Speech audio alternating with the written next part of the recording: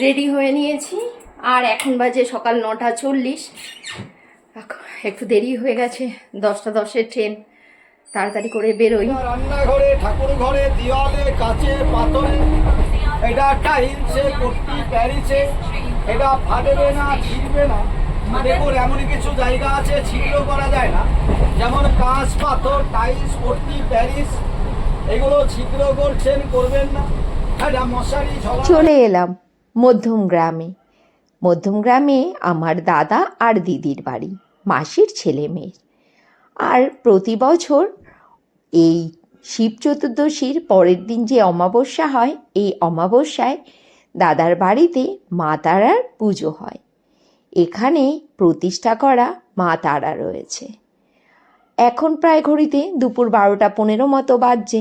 এসে পৌঁছেছি, এসে দেখছি বৌদি মায়ের ভোগ রান্না করছে। আমার বৌদি নিজের হাতেই মা তারার ভোগ রান্না করে। তোমরা ভাবছো কায়স্থ বাড়িতে আবার নিজের হাতে মা কালীকে ভোগ রান্না করে দেওয়া যায় নাকি? আমার বৌদি বলে যে আমরা দীক্ষা নেওয়া মানুষ, তাই দীক্ষা নেওয়া মানুষ অবশ্যই ভোগ রান্না করতে পারে। আর মনে যদি নিষ্ঠা থাকে তাহলে মায়ের জন্য যেটুকু করবে মা সেই পুজো নেবেই। তারপরে চলে এলাম খাওয়া দাওয়ার জায়গাতে। এখানে রান্না বান্না হচ্ছে পাশের বিল্ডিংয়ে। এখানে লুচি তরকারি খেয়ে নিলাম। তারপরে চলে এলাম দুপুরবেলাতে। দুপুরবেলাতে রান্না হয়েছিল নিরামিষ একটা তরকারি, ডাল আর ভাত। আমার দিদি সবাইকে খেতে দিয়ে দিচ্ছিল। তারপরে কিছুক্ষণ রেস্ট নিয়ে এখন বিকেল এই 4:30 মতো বাজছে, চলে এলাম ঠাকুর ঘরে। বৌদি বলল, তুমি একটু বরণ কুলোটা সাজিয়ে নাও, এক্ষুনি ঢাকি চলে আসবে, ঢাক বরণ করতে হবে, দুয়ার ঘট বসাতে হবে, গঙ্গায় যেতে হবে জল আনতে।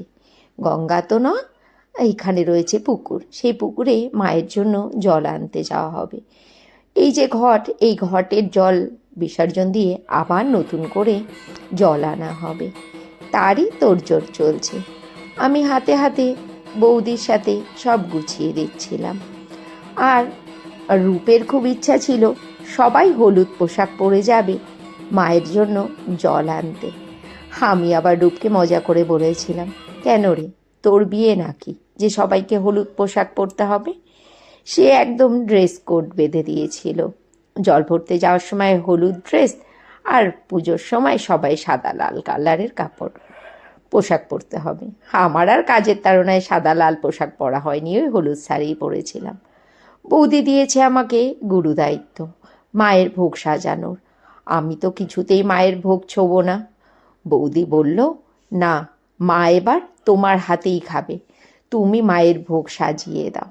এই দেখো, আমি মায়ের ভোগ সাজিয়ে দিয়েছি।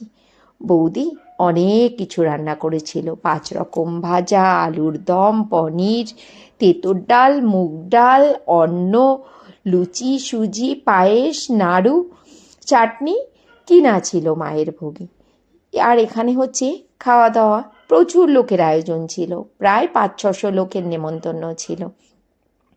আমার দিদির আবার ইচ্ছা ছিল বাড়ির সব মেয়েরা মিলে পরিবেশন করা হবে। আমি পুজোর গোছানো গুছিয়ে দিয়ে আবার ওইদিকে চলে গেছিলাম পরিবেশন করার জন্য। আমি অনেক লোককে খাবার খাইয়েছি নিজের হাতে। আর এদিকে পুজো হচ্ছিল, আমার বৌদি চোখের জলে মায়ের আরতি করছিল। আর পুজো শেষে আমরা আর তারপরে ভিডিও আমার আর করা হয়নি। পুজো শেষ হতে হতে প্রায় রাত্রির 2টো মতো বেজেছিল। খেয়ে দিয়ে শুতে শুতে রাত 4টে বেজেছিল। আর এটা হচ্ছে পরের দিন সকালের ভিডিও। এখানে তোমরা 3 দিনের ভিডিও একসাথে পাবে। সবাই সবজি আনাজ কাটছিল, ওদিকে রান্নার লোকও রান্না করতে চলে এসেছিল। আমি একটু ওই দিকের কাজকর্ম করে স্নান সেরে বৌদি বলল, চলে যাও ঠাকুর ঘরে। ঠাকুর ঘরে প্রচুর জিনিসপত্র ছড়ানো ছিটানো রয়েছে, এই দায়িত্বটা তোমার, তুমি ওগুলো সব গুছিয়ে ফেলো। কম কাজ বলো তো, এত বড় একটা পুজো হয়েছে। আর এই দেখো মা। ও জানো, তোমাদেরকে আর একটা কথা বলা হয়নি, আমাদের এই পুজোতে মাকে সাজিয়েছিলাম আমি।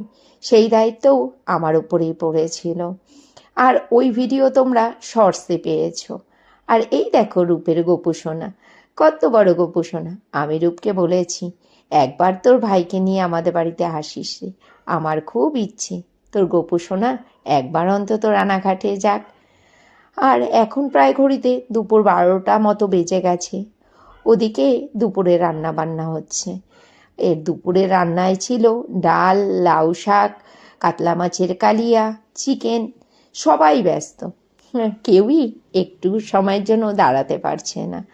আর বাড়িতে আত্মীয় স্বজন, বন্ধু বান্ধব, জানো মৌমিতাও এসেছিল পরের দিনকে, মানে মঙ্গলবার দিনকে দুপুরবেলাতে। ও লোভটা সামলাতে পারেনি দাদার বাড়িতে আসার। আমি খুব আনন্দ পেয়েছিলাম মৌমিতা যাওয়াতে। আরও একজনা গেছিল জানো, আমাদের পাশের বাড়ির কাকিমা, ওনার মেয়ের বাড়ি আবার বারাসাত, উনি বারাসাতে ছিল, ওখান থেকে মধ্যমগ্রামে চলে এসেছিল। এটা হচ্ছে বুধবার সকালের ভিডিও, সোমবারে ভিডিও শুরু করেছে, আর এটা বুধবার সকালে। এখন প্রায় 8টা বাজছে। বৌদিদিকে দোকান টোকান খুলে নিয়েছে, আমরা তো আজ চলে আসব। আর এই যে ঠাকুর ঘর থেকে বৌদি আমাদেরকে প্রসাদ তোসাদ সব গুছিয়ে দিল।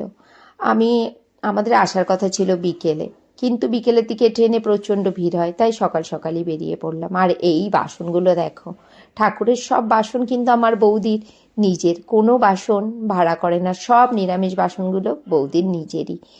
আর এই বাসনগুলো বৌদি কাল রাতেই মেজেছিল। আর এদিকে আমি একটু চা বসিয়ে দিয়েছি, চা বিস্কুট খেয়ে তারপরে বেরিয়ে পড়ব। আবার বুধবার দিন ভোরবেলা থেকে প্রতিষ্ঠারও প্রচণ্ড জ্বর এসেছে। এখন চলে যাচ্ছি। এই যে রূপের মন খারাপ, আমরা সবাই রেডি। ওই যে মেয়েও জামা কাপড় পরছে, আর বৌদি তো এত বোচকা দিয়েছে, এই দেখো। মানে ব্যাগগুলো আমি আর মনে হয় পিঠে করে নিয়ে যেতে পারবো না। আচার থেকে শুরু করে বড়ি সব দিয়ে দিয়েছে। এখন প্রায় সকাল 10:30 মতো বাজছে। অনেকগুলো সুখের স্মৃতি সাথে করে বাড়ি ফেরার পালা। মন খুব খারাপ লাগছে, 3টে দিন খুব আনন্দে কাটালাম। এখন বাজে দুপুর 3:10, গলার পরিস্থিতি খুব খারাপ। এত আনন্দ করেছি গলা ভেঙে গেছে। আর এসেছি দুপুর 1টার সময়, বিকেলে আসার কথা ছিল, কিন্তু দুপুরই চলে এলাম, কেননা বিকেলের দিকে ট্রেনটা প্রচন্ড ভিড় হয়। ভেবেছিলাম সকালের দিকে ট্রেনটা বোধহয় ফাঁকা থাকবে। বাপরে বাপ, সেই যে কি ভিড়! অনেক রাস্তা দাঁড়িয়ে আসার পরে বসার জায়গা পেয়েছি। আর দুপুর 1টার সময় এসে ঘরদোর ঝাড়টার দিলাম, তারপরে যত জামা কাপড় ছিল কাচার জন্য রেখে, বাসি উঠোন ছিল, 3 দিন ধরে উঠোন ঝাড় পড়ে না, উঠোন ঝাড় দিয়ে স্নান করে এই দেখো একটু গোবিন্দভোগ চালে ফেনা ভাত বানিয়েছি, আর বানিয়েছি ডিম সেদ্ধ, পাঁপড় ভাজা। এই দিয়ে দুপুরে খাওয়া দাওয়াটা সারি।